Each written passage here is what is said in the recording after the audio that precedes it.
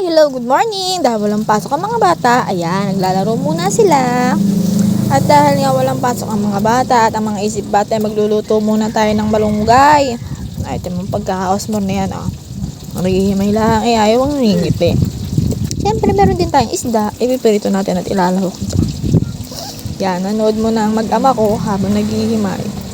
Ay, ano gan tawag din sa inyo yung mahabang iyan? Bunga daw ng malunggay. Yung lasa niyan. Hindi man ako nakain yan eh.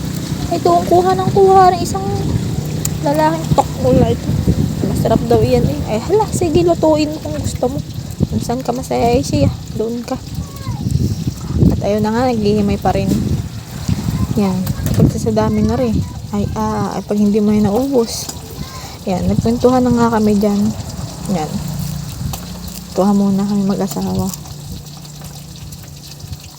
Yan, idea niya, tinuturuan ako kung paano magtanggal ng malunggay. Sabi, ilagay ko na lang daw sa mainit na tubig at tanggal lahat.